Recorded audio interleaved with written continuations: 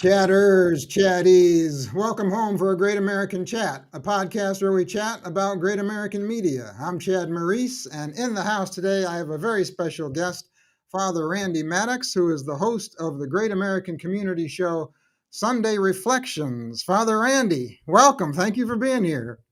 Thank you so much, Chad. It's so great to be here, and thank you for having me. I really appreciate it.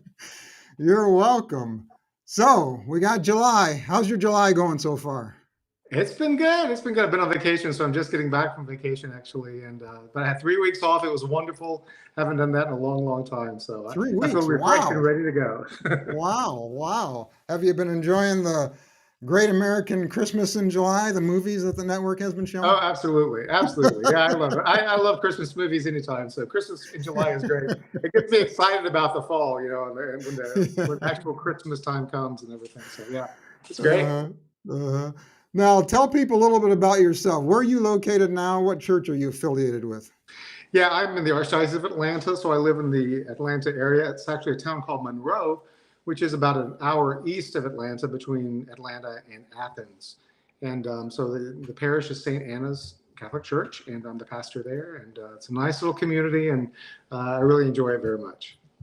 Oh, okay. Now, where did you grow up? I grew up in Marietta, actually, which is just northwest of Atlanta, one of the suburbs northwest of Atlanta. And so I've been in the kind of the Atlanta area all my life, and I love it here. I love Oh, Georgia, so yeah. okay. Now, normally, when you're in the minister or priesthood, don't you have to go to travel to different churches? Aren't you assigned to a church for a few years and then go to a different church for a few years and roam Yeah, that's around the right. country a little bit?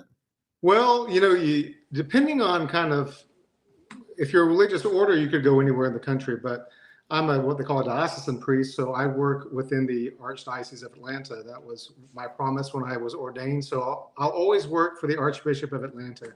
So yes, Ah, okay, he can move okay. me anywhere, but it's going to be within the Atlanta area. Oh, okay. I got you. So you went to school in Georgia? Well, I went to college at Emory University in Atlanta, and then I Mhm. went to seminary in Notre Dame Seminary in New Orleans. It's not the Notre Dame University, but Notre Dame Oh, New Seminary Orleans. in New Orleans. Yeah. Oh, okay. Now, what are the education requirements? Like, how many years does it take to get into the priesthood? Wow, golly. Currently I'm not exactly sure that I know because they just Yeah. changed it and made it more. But when I was going through, you had to have 2 years of philosophy after college, or you could take the philosophy during college, but a lot of us didn't. So we had to take philosophy after we got out of college. And then you could start your Master's of Divinity program, which was also a spiritual formation in the priesthood. So that takes 4 years. So I actually I went through 7 years because I did 1 year just working in a parish, which is a common thing to do. And so that with the philosophy plus the 4 years Uh-huh. of formation was basically 7 years after college. Yeah. Okay. So it's like getting a master's or doctorate degree, pretty Yeah. So much. you do get a Yeah. master's, actually. You get a master's of Do you? divinity. Oh, okay. Now, take me back when you were growing up. Were you, I'm guessing you weren't the typical teen. You weren't out like partying and drinking with your friends or anything like that? No, I was a pretty boring teenager, that's for sure. Were you? Yeah, I was like into, being class president and just doing boring stuff. I did like theater. I did a lot of theater in high school and stuff like that in college. But yeah, I wasn't a big partier. I never have liked Yeah. partying. I go to bed early and I wake up early. I'm pretty boring in that regard. Now, what got you interested in the ministry? I think I've always been kind of a prayerful, introverted person, and I've always had a strong faith. And I didn't really think about ministry per se until I got into college, and I just like studying religion. I like studying spirituality and prayer, and so that was my major in college, was actually religion. And then so after that, I thought about becoming a priest. I was actually raised in the Episcopal Church, so I converted to Catholicism later. But even in Oh, the okay. Episcopal Church, I thought about being a priest, but it just wasn't right. And then once I did decide to convert to Catholicism, become a Catholic, then it kind of all came back, and I pursued the priesthood and the I just kept going till they say the door's shut, but they kept opening. So here I am. It's been great. Okay, so this was something you were thinking about then in high school, then, because obviously you went to college for it, right? Well, I didn't know what I was going to study in college, but in high school I did have a strong faith. Certainly a strong interior faith life. I didn't necessarily go Mm-hmm. to church as much as my father and my brother did, but that didn't come till later. But I did have a strong faith life. So yeah, it was pretty early when I really, had an awareness of my relationship with God and my desire Mm-hmm. to to serve Him in some way. And that just developed over time. Oh, okay. All right. Now, before we talk about Great American Community, I definitely have to talk about this. Yeah. We have to talk about. Let me move things around here. Let me get you situated here. Let me move this down here. We have to talk about the movie The Engagement Plot. Okay. I know it stars Rate. The movie stars Trevor Donovan and Rachel Boston, and you were one of the featured background actors. And I need to know how did you get involved in this? It just kind of happened. It's pretty funny. A parishioner actually just saw it recently and stumbled upon it. She was like, "What is this? This is Father Randy in this movie." And I'm like, yeah. Well, actually, I knew Brad and I'm sorry, Brian Bird and Patty Bird, his wife, and so they were Mhm. working on these projects. They were doing a couple of films out in Colorado Springs, and so they needed some background folks, and so they were asking different people, and they asked me if I wanted to do it, and I said sure, whatever, and they said, well, we want to use you as the town priest, and just kind of as a featured extra spot, and so yeah, so I got to do that. It was great fun, and I'm very much grateful to them for that opportunity. It was a lot of fun. First time I'd ever done anything like that. It was a hoot. It was great. Wow. So yeah, because I was wondering because I knew you were near Atlanta, and I'm thinking the film was shot in Colorado. So I was wondering how you got involved in that. So you hopped on a plane and went out I there, did. huh? I just hopped on a plane and went out there and had a great time. I was there for just a couple. It was just one day. I mean, my part was very small, obviously, Uh huh. but it was Yeah. great. Here's a I couple. got to meet Rachel and Trevor and all that kind of stuff. So it was and Mm-hmm. it was just a lot of fun. Just a great experience. Mm-hmm. What was it like working with Brandon Clark and Brian Bird? He's awesome. They're both awesome. I mean, Brandon Clark's a great director. He was very easy on me because it was the first time I'd ever done it, so I was very nervous. But they Uh-huh. were great. They were great. And Brian was very gracious. He let me watch a lot of the filming around my shoot, and so I got to learn a lot in that short time of just kind of watching what was going on. I got to watch the screen. I forget what they call the screen, the monitoring screen, but Uh-huh. watching when they Yeah. did their clips and stuff, and watched Rachel do a few things, and she had a few scenes before me. And Jax, of course, was here. Jax Collier was in it. I got to Yeah. meet her, Jacqueline and was. we talked in the Yeah. green room before my scene, and so she's just a delight. I just love her to death. She's great. And so yeah, so I got to learn a lot. I got to meet Trevor and chatted with him a little bit before his stuff. I didn't watch his stuff, but I got to at least talk to him a little bit. So it was a lot of fun. It really was. Oh. It was a lot of fun. So So you knew Brian beforehand. That's how it all happened, Yeah, right? I knew Brian from Yeah. yeah, I knew Okay. Brian from before all that. Exactly. Yeah, for sure. Oh, okay. All right. Well, that's great. All right. Let's talk about the Great American Community. Now, your show, it's called Sunday Reflections. Did they change the name of it? Yeah, first it was Faith in the Family, and I was doing a combination of Mm-hmm. things. I was doing Sunday reflections on Scripture, and then during the week I was doing some kind of an activity that you could do in your home that was a family-friendly kind of activity that you could do with your kids. That was kind of an Mm-hmm. expression of faith or something like that. And so that was a lot of fun. It was a lot. It's a lot doing two a week, but it was a lot of fun. And then we went to one a week, um, and then it's been once a month. And so yeah, so once we did that, made that change, it is we're just sticking with the Sunday ones. Okay. Well, tell people what it's about. Fill us in. Yeah, so Sunday reflections are basically it could be anything to reflect on spiritually. Sometimes I use the scriptures, and sometimes it could be a topic. I think recently I've done prayer and talked about favorite prayers and things like that. So that was my last one. Before that, there was the Feast of Pentecost, so we did that, and so just different things, either based on the readings or that Sunday, or just spiritual topics that come up. Mm-hmm. Do you keep the topics kind of what's going on in your church at the time? You kind of, Well, or do you in do terms of different things? the readings and stuff, there's a cycle that we follow. So yeah, those always are kind of given to me. I don't go searching for a scripture passage. I just take those out of what Sunday, the readings for that day, that Sunday. Mm-hmm. Yeah, those are just given. But there's a lot of great stuff in there. So plenty of Mm-hmm. little nuggets to choose from out of that, especially for just a 3-minute video. So. Now, how did you get asked to be a part of this?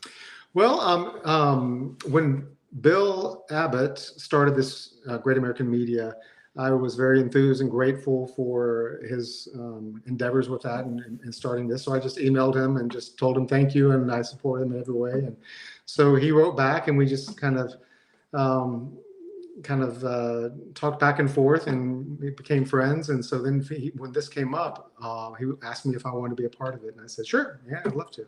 So.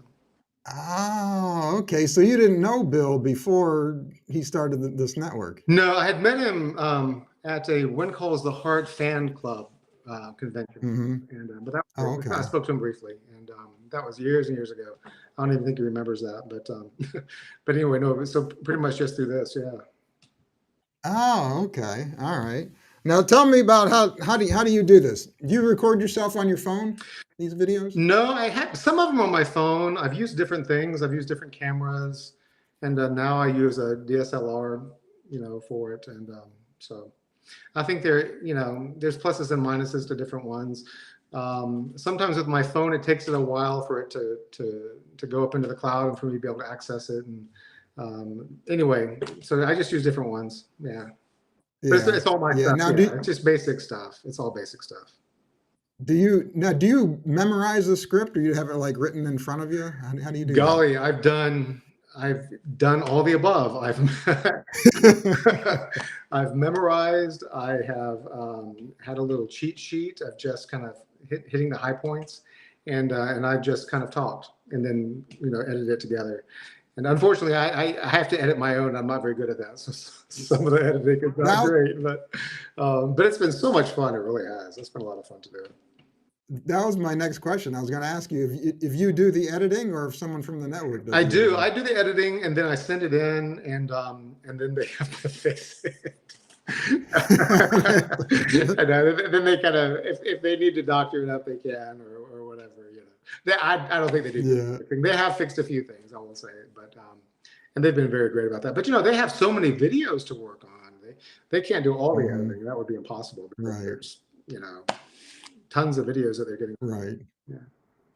And they want, correct me if I'm wrong, they want the videos like less than 7 minutes, something Oh like yeah, I that. think it started out 4 or 5 minutes, and it was really hard Hmm. at the beginning to get it under 5. I had to really I was trying to do too much in a lot of it because I was trying to do different activities like cooking or making something, and it's hard to do all that Hmm. and get that in 5 minutes, Yeah. even with editing it, which my Yeah. editing skills are not that great.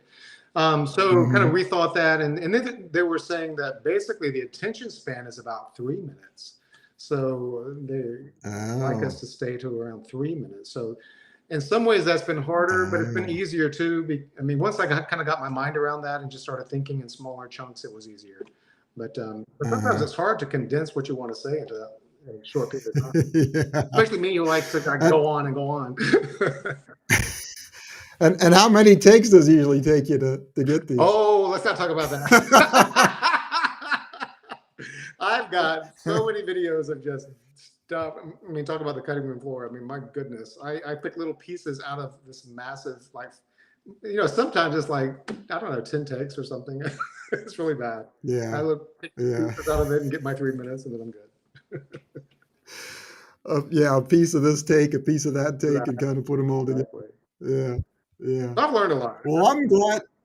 Yeah, well, I'm glad that you're a part of this app, because we definitely need more faith content on TV and on social media. Well, That's for sure. thank you. I appreciate that. Yeah, and that's my big Yeah. thing. I want television to be a positive influence. There's so much junk out there. We need positive Mm-hmm. stuff, and we need stuff that Mm-hmm. lifts us up. And faith, of course, lifts us up. And so, Oh yeah. yeah, just all of that. So I'm really excited about what's going on with Great American Media, especially this latest acquisition of PureFlix, and we Oh don't know yeah. how all that's Yeah. gonna, work itself out, but it's a wonderful asset and opportunity to really take another step into the faith dimension, which I'm really, really excited and grateful.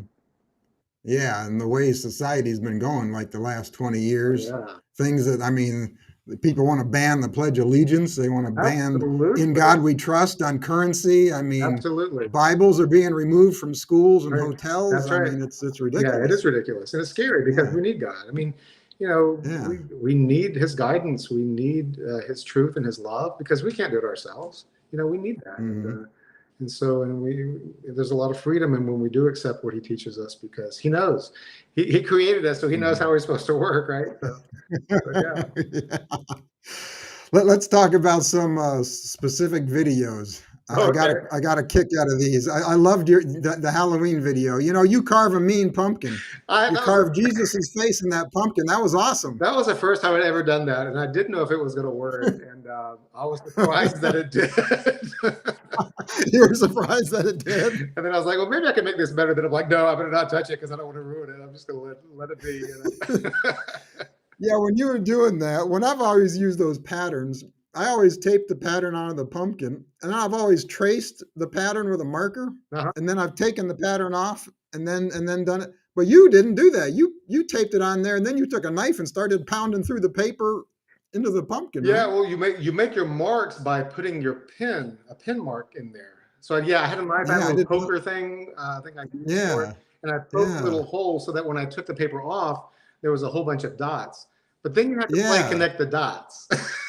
And yeah. sometimes That's I was like, interesting. I'm not sure which of these dots are supposed to be connected. So I had to put my paper back up there and say, oh yeah, it goes this way. And so I couldn't believe it worked. It was a blessing. I think a small little miracle, a grace from God that it worked. But I was very happy. Yeah, I'm gonna have to try that next time. And I loved your idea about getting the kids to dress up as biblical figures instead of monsters for Halloween. I think that was great. Oh, thanks. Yeah, I like to do that. I think Yeah. I mean, you know, the scary stuff is fine, but some of it kind of gets a little bit. I mean, for me, I'm kind of I don't know. I don't like to be scared. So, but Hmm. yeah, but just using biblical figures and things like that to dress up as is kind of your hero kind of deal. Is a fun way to Uh-huh. go about Yeah. it. Yeah. And I love your Noah costume. I love the cardboard ark. That was awesome. It was all fun. I mean, I didn't know what I was going to do, but it was fun. I had a good time doing it. It was a little bit silly, and I like being silly, so I don't Uh, get to do it. and the reason you mentioned dressing up as biblical characters is because the origins of Halloween is actually a religious holiday. Oh, absolutely, That's kind of that's absolutely. kind of how it started. Yeah, absolutely. All Yeah. Hallows Eve. It was the evening Yeah. of All Saints Day, so it was a day to celebrate Hmm. the saints, and so it was a religious holiday. And so yeah, so Hmm. dressing up in those ways, biblical people or saints or something like that is totally Hmm. appropriate. Yeah, exactly. Yeah. On correct me if I'm wrong, but on All Hallows Eve, like centuries ago, people visited the houses of the people who have lost loved ones in the community, and they would bring treats like cakes and bread and things like that to like celebrate the souls of their loved ones. That's kind of how trick or treating started, didn't it? I had not heard that, but I think that's awesome, and it does make I sense think. because it is a time where you kind of think about death. I mean, that's normally in the fall with the dying of the leaves and things like that, and so that's been Yeah. kind of an old custom. So and then that question, of course, the church's answer to that is the saint heaven. After we die, we go to heaven. So, Hmm. but yeah, so Hmm. that makes perfect sense. I did not know that, but I'm going to read up more on that because I think that's really cool. Yeah, I read that several years ago, and I remember. Then of course there was All Saints Day the next day, where they would have parades and festivals and things like that to celebrate those that we had lost in the community. Yeah, Yeah. All right. Since it's Christmas in July, we have to talk about Christmas. Christmas. Now you did a Yes, couple videos. You did a couple Christmas videos. of course. Now, is this right? You don't decorate your tree until Christmas Eve? I don't because I like that in the Catholic Church we have the season of Advent, which is a season of anticipation and waiting, and so we look forward to Hmm. Christmas. And then Christmas doesn't actually start till Christmas Eve, the 24th, or the eve of Right. Christmas Day, and then it goes on for Right. goes on for a while after that. So that's the real decorated Hmm. Christmas time. So I wait Hmm. and decorate my tree kind of progressively. Like at first, Hmm. I'll just put up a green tree, and I might put some needs that I think up on there, and I'll pray about those. What do these people need? And then I'll do that. And we do that in the church too. We'll have a tree that just has different needs for kids in the community. Clothes or toys that they may need so that they have a Christmas. And then parishioners can take one of those, and then they'll buy the gift, and then they'll bring it back and put it under the tree. And then now what the fun way to do that is have everybody bring it back on for Christmas so that it's under the lit Christmas tree. But we got to get these things earlier and earlier out to the kids so they can have it by Christmas. So it's kind of hard to make that happen. But yeah, so it kind of starts with that, and then as you get closer, I might put up some stuff. The third and fourth week of Advent, but the lights don't come on until Christmas Eve. Absolutely, for sure. Oh, that's interesting. And I like your paper gingerbread men idea to write people's names on this little gingerbread man and put it Yeah, yeah, on the tree yeah. to remind you to pray for those people and to remind you got to buy a gift for Yeah, them. exactly, exactly. And that was really easy. I just took a little cookie cutter from making, cookies, gingerbread cookies, and I just traced around it and cut it out. And yeah, so it's a really easy thing to Mhm. do. Yeah, Yeah, that's a good idea. And then after you buy them a gift, you can take their name off the tree, and then then you know who you have left to that's shop right. for. Exactly. Yeah, totally, totally. It's a good way to keep up with it. Now, one thing you mentioned in one of your videos is the commercialism of Christmas. Hmm. And it always drives me nuts that the 12 days of Christmas aren't celebrated. People only celebrate the first day. What about the other 11? What's Amen, going on? brother. Preach it. Preach it. I know. I'm the same way. Like, I know. it starts on January 25th. That's the first day of Christmas. And then it goes to Yeah, Epiphany. And Epiphany is the right. day that the whole world recognizes, based on represented by the wise men, that the Uh-huh. world recognizes that the king is born. So yeah, yeah, exactly. And that's Yeah. actually Epiphany is where the gift giving comes from. That's the tradition of the gift giving. Hmm. So, but yeah, the 12 days of Hmm. Christmas are very important. Absolutely. Yeah, it drives me nuts when people take down their decorations and throw their tree out on the street at like December 26th. I know I'm like, exactly. what are you doing? Christmas just started. Exactly. Exactly. So yeah, everybody's tired of it by then. I'm like, yeah, we're just getting started. So Yeah, people celebrate from like December 1st to December 25th yeah, when they should be celebrating from December 24th to January 6th is when they yeah, should be celebrating. exactly, exactly, Yeah. exactly. So Yeah, and I think that's when the network should show the majority of the Christmas movies. There's those during those 12 days. I yeah, think I they think start at the least movies too last early. year, I think last year they did do more like later after Christmas, which I was very appreciative Did of. they? Yeah. And so that was good.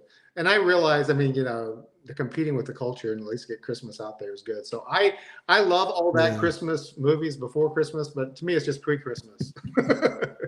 You're just getting me started. Yeah. You're just getting me started. I'm getting I know. priming the pump for the actual celebration of the 12 days of Christmas.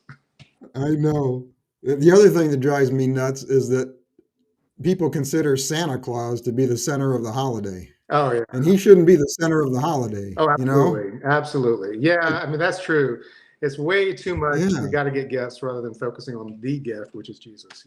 yeah, That's the reason for yeah, everything, and he's everything. So, and uh-huh, that's where I think commercialism really does kind of do us a disservice because it gets kids, especially, thinking that the whole value is where they're going to get under the tree, and really there's so much right, more value in the gift of the right, Savior and the life that He calls us to and provides for us. So, yeah, we yeah. got to still And, and I remember. and I and I've always thought that Jesus should be at the malls instead of Santa. So I think kids should go to the mall and sit on Jesus's knee Oh yeah, rather yeah. than Instead of Santa's. having like Yeah, the North Pole scene, have the nativity up there. Yeah, that'd be great. yeah, the nativity scene. Yeah, so get kids thinking about what the Yeah, holiday's all exactly. about. You Which is know. true. Like going out to try to buy a nativity, it's getting harder and harder to find. A lot Are of they? stores that Is used it? to sell nativities, they don't sell them anymore, which is really sad. Wow. Yeah. Yeah, that is. That is. Let's chat a little bit about the Great American Book Club, Yeah. which the network started back in March. I know you started off you did a Jane Austen series, right? We Tell people what that's all about. Yeah, we started off with the Jane Austen series, essentially Austen, I think it is called, and that was kind of Hmm. to kind of get our feet wet a little bit about how this was all going to work. I had no idea how it was going to work, but we picked those books, and Cami Lever is wonderful, and she's the producer on all of this, and she's done a really great job in picking books that people really love. I mean, everybody loves Jane Austen, and I had not read her before. But I loved her books. I mean, I really thought they were great, full of a lot of virtue and just really, really, good exploration of the human condition in a variety of ways. So I really had a good time reading them. I had not read any of those books before. Yeah. So, so that's been a lot of fun, a lot of fun. And then, it's been amazing to see how the interaction, like with the people that come on and the things that they say in the chat and the things that they know about these books. I mean, a lot of these folks really are great. They know the literature. They really know these books, and it's really impressive to see their comments and everything. So it's been a whole lot of fun. Now, so you and Cami host these over Zoom. Is it once a month, It's right? once a Is that month. what I Yeah, hear? we do it every month, once a Hmm. month, and so so yeah, it's been a real learning experience. I have not read these classics. I haven't read classics per se since I was in high school. I think I read a lot of Is that I read scripture and I read a lot of spiritual books, but these classic literature I haven't read in a long, long time. And so, especially Jane Austen, she's a little bit hard to read, and so it took me a while to kind of get into the groove. I finally did. is it challenging for you to get the books read within a month? I think at first I was like petrified, like how am I going to do this in time? But it wasn't as bad as I thought. And of course, the first books I think we read were shorter, and then I got better at reading Jane Austen. And so the last one, which was longer, it was okay. But I was a little bit nervous at first. I didn't know because I hadn't been reading that Hmm. kind of stuff, and so I didn't know. But yeah, Hmm. it all turned out fine. And Cammie's wonderful. She's just a delight. She's great. Yeah, yeah. And she's now. How did you get involved in the book club? Who asked you to do that? Bill did. It was just like, Oh, that okay. sounds crazy, but I want you to meet Cammie, and I want if you open to it, I'd like y'all to work on a book club. And I'm like, okay, that'd be fun, whatever. Oh, all right. Sure, why not? And a couple of the books had movies that were loosely based on them. The network showed that Happily Ever Emma movie, I think was the name of it, and then they showed they've shown Sense and Sensibility movie. That's right. That's right. Yeah. Yeah. Yeah. So yeah, So you kind of talk about the movies a little bit along with the books yeah, and too, we don't you? try to pick movies that have some connection to stuff that's going on. That's the whole idea, is to try to keep some connection going on there. We'll see how that goes going forward, but yeah, that's what we've tried to do. Absolutely. Yeah. Speaking of going forward, what books do you have coming up? Well, we're still working on that. So I'm still waiting. Still I'm working still on waiting it? for the Okay. next one. Yeah. But there's some possibilities that I don't want to. It hasn't been decided, so I don't want to say. But Oh, okay. All right. Is it going to be another like series of an author series of books, or is it going to be individual books? that remains to be seen. I think there's a possibility of a Okay. series of books, and there's some other options too. So yeah, I think we're just kind of All right. waiting to see. Okay. And people can sign up for the book club on the Great American Family website, Yes, right? that's right. Exactly. Yep. All you have to do is put in your email. They'll send you all the information. They'll send you reminders. They'll send you the link to the the Zoom event when it comes. And yeah, that's all you need. The Zoom link. Yeah. Okay. Great. Great. Well, Father Randy, this has been fun getting to know Well, you. thank you, Chad. It's been great getting to know you too. I've really enjoyed this. Yes, I'm glad that you agreed to do this. I know we talked several months ago when the community app first came out about you coming on, but you were a little busy at the time. And Yes, yeah. so, Right there at the yeah. beginning, it was kind of crazy. I was like, I don't even know. I don't know what's Uh, going on. I don't know what we're supposed to talk about. I've never done this before, uh, so I was really like, ah. uh-huh. It's all fun. Well, now you're a pro at it. Well, I don't know about that, but at least I'm somewhat familiar with it now. Tell people your social media handles so they can follow you along. Yeah, on Follow Instagram, your I'm Father what Randy you're up to. Maddox at Mhm. Father Randy Maddox, FR Randy Maddox. And then, golly, the only other one is Twitter. And I have two on Twitter. I have We Need Family TV. That was my old one. And then I have one that's, I, I don't even know what the title. I think it's Father Randy Maddox as well. And you live tweet the movies usually, I right? do. When I you're try to around. live tweet all the movies. I think that's a lot of fun. Yeah, It's nice being there with everybody and kind of sharing the yeah. comments and the experience of the new movies. So yeah. So we got one coming up, Uh, um, and we'll be doing that. Yeah, exactly. all right. Well, check out Father Randy on the Great American Community app and also on their website, greatamericancommunity.com, and sign up for the Great American Book Club, and you can join his Zoom meetings with Cami and talk about books. Father Randy, thank you again for being here. Thank you so And much, uh, Chad, for having me.